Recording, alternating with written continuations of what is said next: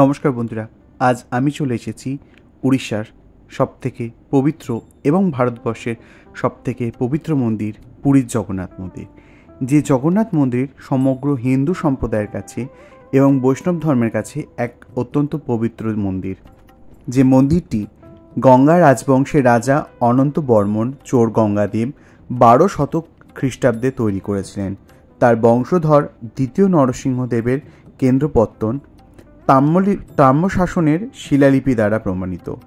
অত্যন্ত বর্মনমূলক একজন শৈব ছিলেন এবং 1112 খ্রিস্টাব্দে উৎকল অঞ্চলে জয় করার পর তিনি বৈষ্ণব হয়েছিলেন। 1138 থেকে 1135 খ্রিস্টাব্দের একটি শিলালিপিতে এই মন্দিরে তার অনুদানের উল্লেখ রয়েছে।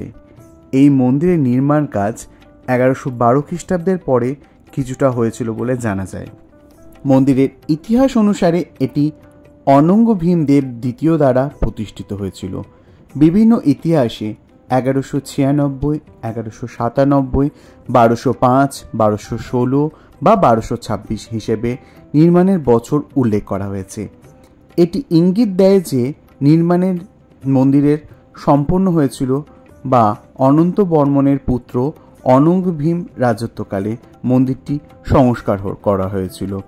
মন্দির প্রাঙ্গণটি গঙ্গা রাজবংশ এবং সূর্যবংশী গজপতি রাজবংশ সহ পরবর্তী রাজাদের শাসন আমলে আরও বিকশিত হয়েছিল। মন্দিরের ত্রয়ী দেবতা হলেন জগন্নাথ দেব, বলরাম দেব এবং সুভদ্রা। এই মন্দিরে পূজিত হয়। মন্দিরের অভ্যন্তরে গর্ভগৃহের মধ্যে সুদর্শনা চক্র, মদনমোহন, শ্রীদেবী এবং বিশ্বধারীর মূর্তিসহ রত্নবেদী বা রত্নবেদীতে উপবিষ্ট এই 3 দেবতার মূর্তি খোদাই করা আছে, যা নিমকাঠের তৈরি। ঋতু অনুসারে দেবতাদের বিভিন্ন বস্ত্র ও রত্ন দ্বারা শোভিত করা হয়। কিংবদন্তি অনুসারে প্রথম জগন্নাথ মন্দিরটি রায় ইন্দ্রদ্যুম্ন, ভরত ও সুনন্দের পুত্র এবং মহাভারত ও পুরাণে উল্লিখিত মালব রাজ দ্বারা নির্মিত হয়েছিল।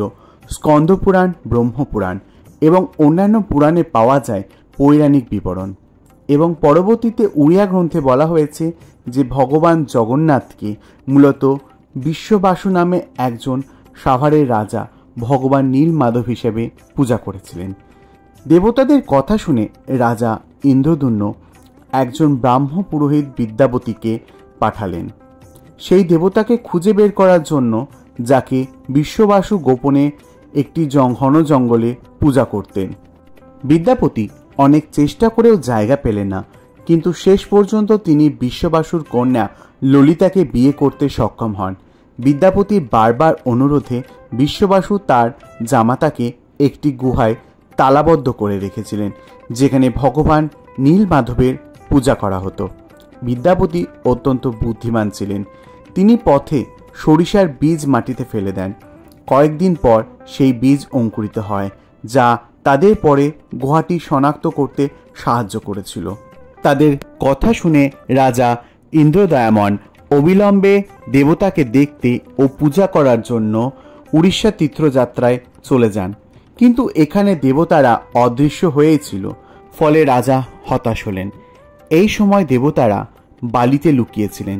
রাজা দেবতাকে না দেখে ফিরে আসার জন্য অত্যন্ত দৃঢ় সংকল্পবদ্ধ হয়ে নীল পর্বতে আমরণ অনশনে গেলেন।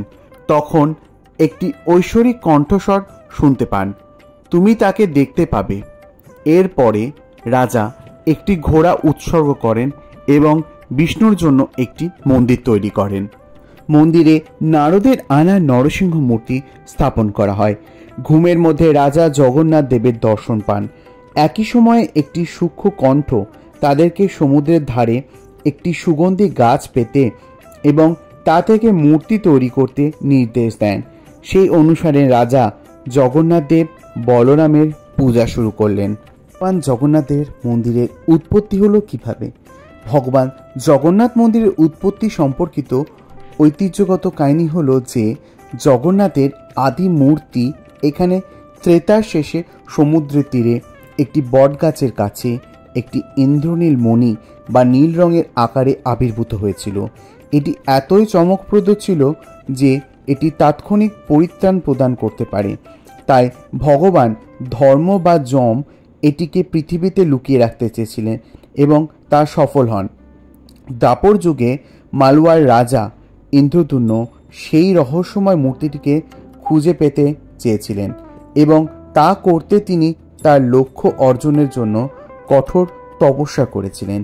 বিষ্ণু তখন তাকে পুরী সমুদ্র সৈকতে যেতে এবং তার গুপ্ত স্থান থেকে প্রতিমূর্তি তৈরি করার জন্য একটি ভাসমান কাঠ খুঁজে বের করার নির্দেশ দেন। সেই মতো রাজা একটা কাঠের সন্ধান পেলেন। তিনি একটি যজ্ঞ করেছিলেন যেখান থেকে ভগবান যজ্ঞ নৃসিংহ আবির্ভূত হন এবং নির্দেশ দেন যে নারায়ণকে 4 গুণ সম্প্রসারণ হিসেবে তৈরি করা উচিত, যেমন বাসুদেবের রূপে পরমাত্মা, সংকর্ষণ হিসেবে তার ভূজ্য, সুভদ্রা হিসেবে যোগমায়া এবং আমার মধ্যে তার বিচ্ছেদ হিসেবে সুদর্শনা। বিশ্বকর্মা একজন কারিগর হিসেবে আবির্ভূত হন এবং কাঠ দিয়ে জগন্নাথ, বলরাম ও সুভদ্রার মূর্তি তৈরি করেন। আলোয় উজ্জ্বল এই কাঠের গুচ্ছ যখন সমুদ্রে ভাসতে দেখা গেল, নারদ রাজাকে তা থেকে 3টি মূর্তি তৈরি করে একটি মণ্ডপে বসাতে বলেন। ইন্দ্রদুম্ন দেবতাদের সম্মতি বিশ্বকর্মাকে মূর্তিগুলি রাখার জন্য একটি দুর্দান্ত মন্দির তৈরি করতে বলেছিলেন এবং বিষ্ণু নিজেই ছুতরের ছদ্মবেশে মূর্তিগুলি তৈরি করতে হাজির হন, এই শর্তে যে তিনি কাজ শেষ না করা পর্যন্ত প্রকাশ্যে আসবেন না। কিন্তু 2 সপ্তাহ অতিক্রান্ত হওয়ায় রানীর অনুরোধে রাজা দরজাটি খোলেন এবং এখান থেকে বিষ্ণু পলায়ন করেন। তারপরে মূর্তিটি অসমাপ্ত, হাতবিহীন রয়, কিন্তু তার গুরুত্ব আজ অপরিসীম।